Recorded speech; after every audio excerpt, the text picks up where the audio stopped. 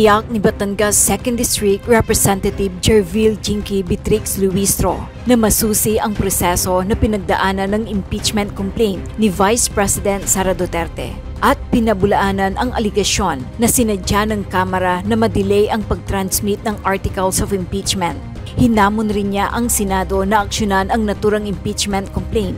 At may tugon naman si Congresswoman Attorney Jinky Luistro sa pahayag ni Senate President Chis Escudero. With all due respect kay Senate President, nandito po tayo sa ground. The House members are on the ground. I myself and even the other congressmen can attest that a lot of people in our districts are waiting for the Senate to convene as an impeachment court. We did our duty. We followed the rules. We upheld the Constitution. Now, it is time for the Senate to do theirs, ani Congresswoman Attorney Jinky Luistro. Samantala, ipinahayag ni Senate President Chis Escudero na kukonsultahin niya ang kanyang mga kapo-senador kung available ang mga itong pag-usapan ang impeachment trial ni Vice President Sara Duterte. We'll consult the others if they want to and if they are available, ani Escudero sa isang text message sa mga mamamahayag nitong Biyernes, Pebrero 21. Sinabi ito ng Pangulo ng Senado matapos ang panawagan ni Senator Coco Pimentel para sa isang caucus o pagtitipon upang malaman daw kung kailan dapat magsisimula ang paglilitis sa impeachment complaint ng bise na ipinasa ng House of Representatives. Sinabi rin ni Pimentel na maaaring magpatawag ang Senado ng isang espesyal na sesyon para sa impeachment complaint. Samantala, sa naturang mensahe ay sinabi rin ni Escudero na tutol daw siya sa pahayag ni Pimentel na kayang simulan ng Senado ang trial sa panahon na recess kung kailan wala ang mga senador sa sesyon. I, however, disagree with him that we can start the trial during the recess when we are not in session by simply agreeing among ourselves to do so. Giit ni Escudero, this may bring our actions into question before the courts. Prudence, as they say, is the better part of valor. Saad pa niya. Matatandaang noong Pebrero 10 nang sabihin ni Escudero na magsisimula ang paglilitis ng Senado sa naipasang impeachment complaint laban kay Duterte pagkatapos ng State of the Nation Address or SONA ni Pangulong Ferdinand Bongbong Marcos Jr. Kaugnay nito, noon lamang Martes, Pebrero 18 ay sumulat din si Pimentel kay Escudero upang igiit na dapat nang dinggin ng Senado ang impeachment complaint laban kay Duterte. Dahil nakasaad daw sa konstitusyon ang salitang forthwith na may Filipino translation na agad. Sinang-ayunan naman ni Senator Risa Hontiveros ang naturang tindig ni Pimentel. Samantala, noong Miyerkules, Pebrero 19, nang kumpirmahin ng Korte Suprema na pinitisyon mismo ni VP Sara ang kinakaharap niyang impeachment cases, particular na ang ika-4 na ipinasa ng Kamara sa Senado. First off, let me have you react to this latest complaint that Vice President Sara Duterte filed. They are saying the House's impeachment complaint was defective, citing Article 11 of the Constitution and the fact that, according to them, this forced complaint violated the one-year bar the one-year rule rather of impeached officials. You're only allowed to file a complaint against an impeached official once in a year. Okay, let me discuss about the salient arguments they mentioned in the petition for issuance of temporary restraining order and permanent injunction, okay? First, ang sabi po nila, we did not follow the rules on verification. It is clear in our Constitution that the Congress shall promulgate its own rules on impeachment. And to be precise, we followed word for word the rules of the 19th Congress of the Philippines in as far as the verification is concerned. Second, they also made mention that the verification was only inserted days after the filing in the Senate. Hindi po ito totoo. As a matter of fact, during the caucus, which is the same time when the 215 members of the House affix their signatures, the verification page is already incorporated in the complaint.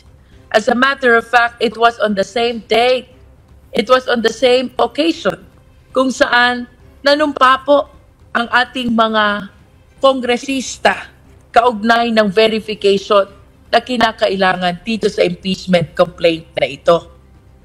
They also made mention that the members of the House were not able to study carefully the articles of impeachment. Let us all be reminded, most of the grounds ay subject matter po ng investigation in the Quadcom and even in the Committee on Good Government. I wish to share that as early as last year, when the 3 impeachment complaints were filed, nagkaroon na po ng individual evaluation ang ating mga kongs. And it was because of the intercession of the political parties that made us came up with this 4th impeachment complaint to be able to catch up with the limited number of sessions that were remaining, saving the impeachment process from the alleged 1-year prescription period. No? And 4th, ang sabi po nila, the Vice President was denied due process. And we beg to disagree. As a matter of fact, a summons will be issued to her, he will be asked to answer, and she will be given time to present her evidence. This is what due process is all about. And finally, about the 1-year prohibition period. Ang sabi po ng batas, 1 impeachment only every year. It was not made mention that it should be resolved within the same year. In other words, in our humble opinion, yun pong final namin, or even if we consider the first 3 impeachment complaints, although hindi naman po ito na-refer ng Office of the Secretary General. If we will be referring to the first 3 impeachment complaints, the 1-year prohibition will apply until November of 2025. But if we will be referring to the 4th impeachment complaint, which I believe is a consolidation of the 3 impeachment complaints, the prohibition period will take effect in February of 2026. Yun pong sinasabing 1-year prohibition period. It means 1 year from the date of filing. It does not mean within the year the same was filed. Congresswoman, Yes, ma'am? Congresswoman, I just want to clarify. So, ang nagyari, no, the House decided, no, na instead of sending the first 3 complaints, impeachment complaints to the Justice Committee, etc., that whole process na, because you recognize that there is a time constraint at that time, na paubos na yung session days, the decision was, para umabot doon sa time constraint, ay gumawa na lang ng 4th impeachment complaint. Sorry, I'm just clarifying this because it was not clear to us in the beginning, no, na this was in fact how things happened. That is one of the considerations of the several considerations. Because we have to understand that the only occasion when we can do away the referral to the Justice Committee is if the complaint is supported by 1/3 of the members of the House at least. Yun pong 3 impeachment complaints na nauna, wala po siyang endorsement ng 1/3 of the members of the House, which means it needs to be referred to the Justice Committee, which will hold hearing until 60 days to be able to resolve whether the impeachment complaint is resolved or not. Second, ma'am, may observation po tayo that the first complaint is too long. I believe it's 23 articles, while the second and the third are too short. So for us to be able to catch up with the timeline by way of transmitting it through the endorsement of at least 1/3 of the members of the House, and to address the either too many articles or too few articles of impeachment as observed in the first 3 complaints, we came up with a decision, come up with a 4th impeachment complaint, and save the impeachment process from the possible prescription period, and that is 1 year. Can you Yes, shed... ma'am? Yeah, gets naman po. Pero another clarification, no, like at which point, how did this timeline rolled out? No? Because the first complaint was filed, I think, December 2. I remember, it was my mom's birthday.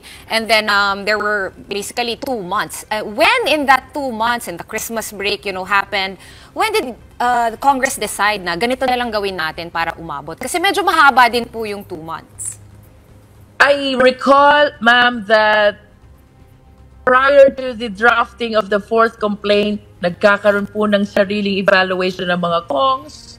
May mga meeting ang mga political parties until before the termination or the last session, should I say. Through the intercession of all the political parties in the House, we were able to come up with the 215 signatories endorsing the fourth impeachment complaint. Although prior to that, there is a consensus already to draft the impeachment complaint. And of course, we will be able to confirm that 1/3 signatures of the members of the House only upon signing. And on that occasion, the last session before we took the recess, doon po namin na-confirm that 215 of us are endorsing and supporting the impeachment complaint. Congresswoman Luistro, I take your points. However, on the other side of it, the petitioners, the other petition, which is being led by Attorney Israelito Torion, says that you are going by technicality. For instance, he says the fourth impeachment complaint, which was signed by 215 House members, as you said, that's already taking action on the three initial complaints, and that you have committed grave abuse of discretion by deliberately delaying the transmittal of the first 3 complaints. That's the crux of their argument here. We did not delay, ma'am. We have to understand that Congress is a collegial body. I cannot decide alone. The Good Government Committee cannot decide alone. This is a collegial body that needs the collegial decision. 306 po ang members ng House. As a general rule, we need the majority. And for the purpose of the impeachment case, we need at least 1/3. Of course, we have to come up first with our respective evaluation. And then we have to go through our respective political parties meeting until all the political parties come up with their own concession. You don't believe... So, I beg to disagree, ma'am, that we delay. Because since the filing of the first 3 impeachment complaints, nagkaroon na po ng mga sariling pag-aaral. And we really have to take time before we are able to come up with their collegial decision. Because of the fact that we are 306 and we need 1/3 of us to endorse this impeachment complaint. Okay, Congressman, pag-usapan naman natin yung timeline as far as the Senate is concerned in convening an impeachment court. Sinabi po kanina ni Senate President Cheese Escudero, he doesn't see any significant public clamor for them to convene. Do you agree with that? With all due respect kay Senate President, no? But andito po tayo sa ground. The House members are in the ground, no? While it is true that the proper way of manifesting their desire for the Senate to convene as an impeachment trial is by writing the Senate President and by way of petition for mandamus, just like the one which is pending already before the Supreme Court, I myself and even the other Kongs can attest that a lot of people in our district are all waiting as to when the Senate will convene as an impeachment court. However, at the end of the day, we always recognize, the Congress or the lower house always recognize the authority of the impeachment court. And of course, that is the Senate of the Philippines, no? To be particular, the 23 senators, no? With all the respect sa ating Senate President, we have a different opinion on the matter. So, as we speak, there are at least 2 petitions asking the Supreme Court to stop the impeachment proceedings on grounds that the House filed a quote-unquote defective complaint. Do you yourself believe, and you're a lawyer, Congresswoman Luistro, do you believe that the Supreme Court has jurisdiction over this? Yes, of course. My understanding about that is, while as a general rule, we follow the separation of power, kapag mayroong ambiguity, kapag mayroong mga allegations of abuse, we have to apply the principle of checks and balances. And this is one way of applying the principle of checks and balances to make sure that there are no lapses, there are no neglect of duty, there are no grave abuse of discretion. If the Senate decide to convene on June 2 or on a certain date, depending on their discretion, and with respect to the prosecutor, with respect to the impeachment complaint, of course, they have all the right and the discretion to go to the Supreme Court to question whether there's basis to proceed to an impeachment trial, no? Lahat po ng mga available remedies to the Supreme Court, it is my humble opinion, this is part of the principle of checks and balances to make sure that the respective agencies and branches of the government are doing the right thing in as far as addressing the impeachment complaint is concerned. But I think the Council of Vice President Sara Duterte, who spoke at an impeachment panel this afternoon that I attended, her point being that these petitions need to be decided on before the trial can commence or even the court can convene. Do you think that's the case? Definitely.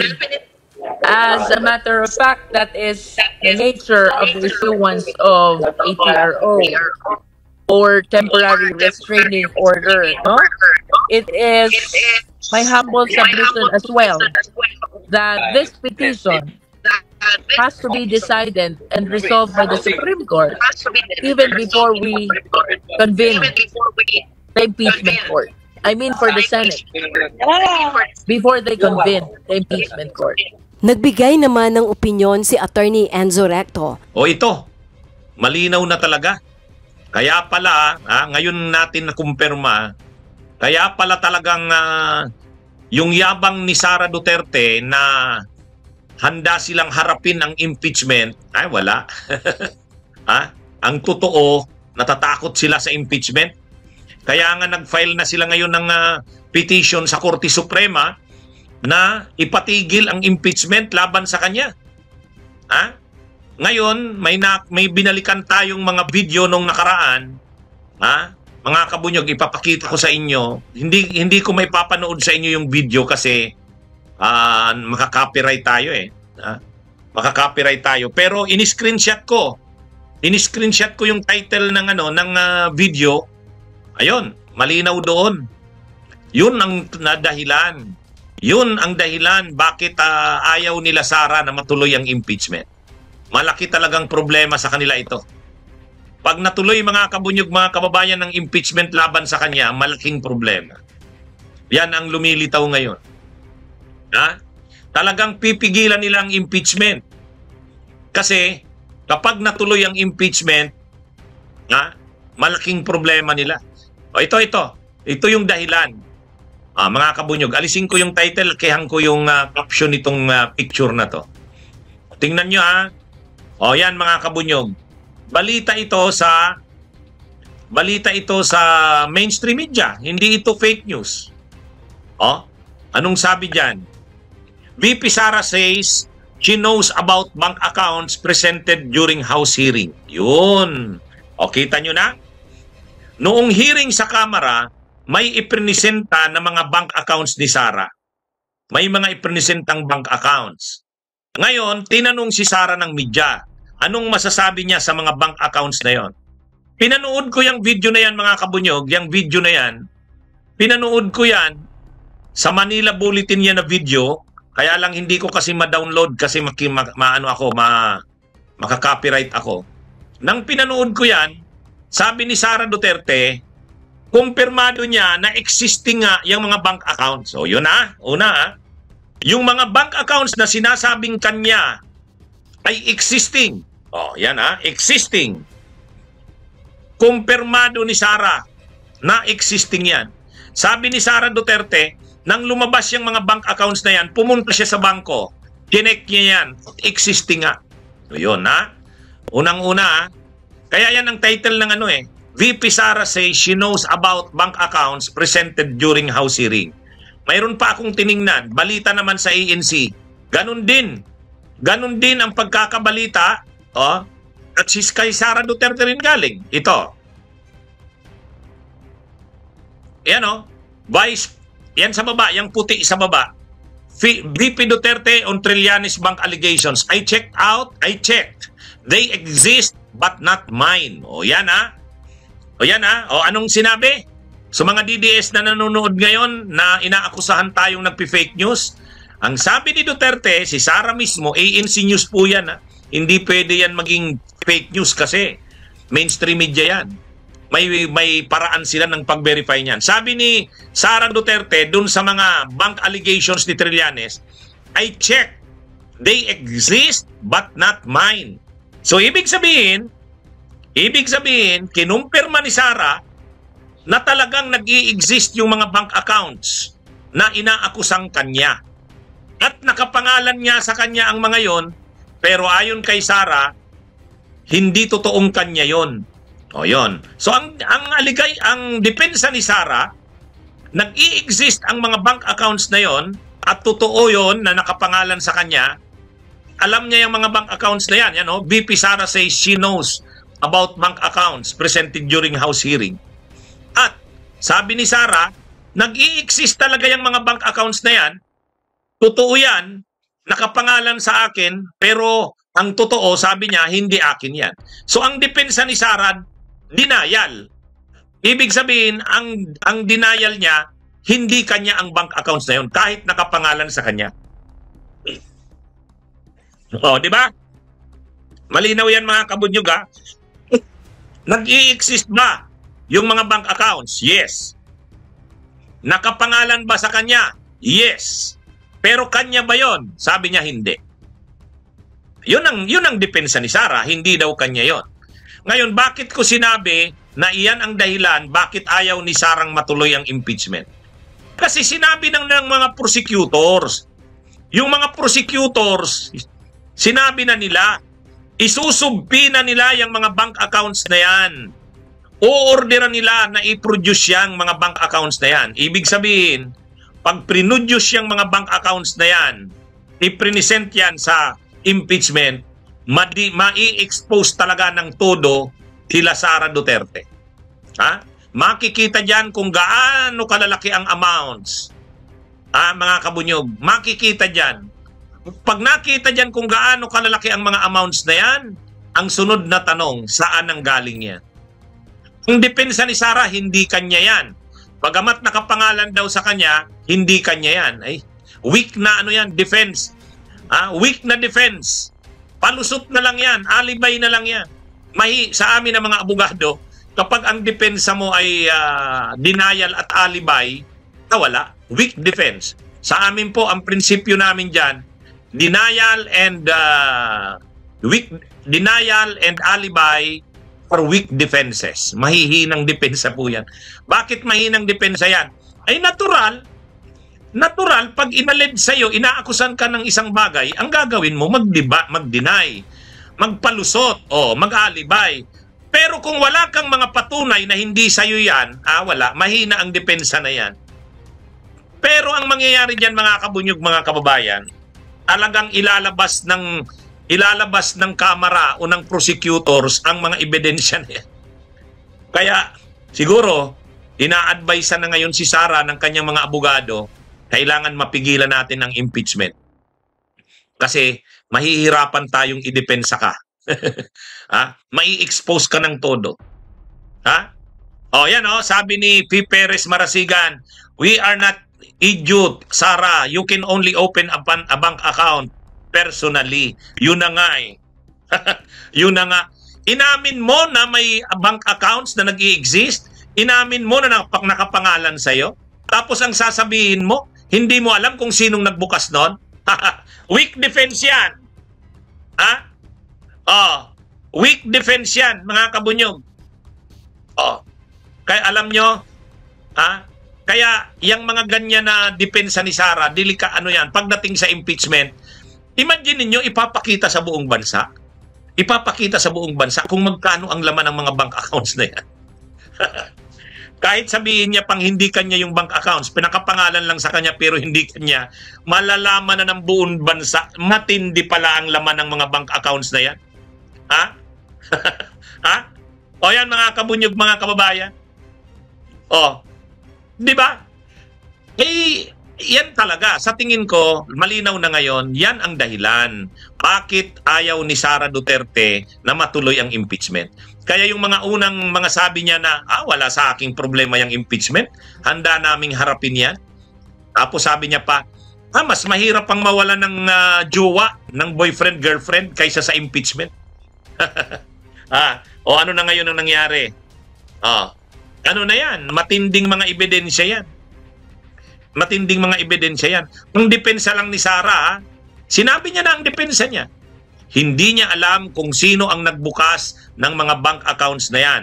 Basta mayroong mga bank accounts nakapangalan sa kanya, existing nga yan, pero hindi niya alam sinong nagbukas niyan. Wow! Mga kabunyog, mga kababayan, sino namang mapapaniwala mo sa ganyan? Ang bangko ba papayag na magbukas ng bank account? Nakapangalan sa'yo, and yet wala ka? Hindi mo alam yung pagbubukas niya? Yan mga kabunyog. Yang depensa na yan ni Sara is a weak defense. Palibay, palusot, denial are weak defenses. Kailangan mo dyan ng mga ebidensyang hindi nga sa'yo yan. Pag wala kang depensa dyan na iba, yun lang ang sasabihin mo, hindi mo alam kung sinong nagbukas niya, wala na. Yung problema, yan ang magiging major na ebidensya laban sa kanya. At mai-expose dyan sa buong bansa kung ano nga ba ang mga Duterte. Yung sinasabi ng mga Duterte na wala silang mga pera sa bangko, na mahirap lang sila, na nakatira lang sila sa isang bahay na hindi maganda, na sira na ang swelas ni Duterte ng sapatos niya at kumakain sila sa karinderya, ay delikado yan mga kabunyog, mga kababayan. Tama ka kabunyog, Cho, Paing. Panic mode na ang mga Dutae. Yun ang totoo dyan. Bakit? Kung alam mong wala namang ebidensya sa'yo, alam mo namang walang talagang haharapin mo ang impeachment, mabuti nga yun, mapapahiya yung mga nag-impeach sa'yo. Yung mga nag-aakusa sa'yo, mapapahiya. Ay dito, bakit pinipigilan na ni Sara? Bakit nagpetisyon na siya sa Korte Suprema na mag-issue ng temporary restraining order? Huwag nang ituloy ang impeachment. Kasi mayroon na. Mayroon nang nakikita silang problema. Nasabihan na niyan si Sara Duterte, hindi dapat matuloy ang impeachment. Mahihirapan tayo. Binuksan niyang bank accounts na yan, kahit sabihin mong hindi sa'yo yan, mahirap mong mapaniwala ang tao na hindi sa'yo yan. Unang-unang kapangalan sa'yo. Kung depensa kasi ni Sara, hindi naman daw siya nagbukas ng mga bank accounts na yan. Sinong nagbukas? Sabi ni Sara, hindi ko rin alam. Hindi rin daw alam ng bangko kung sinong nagbukas nun.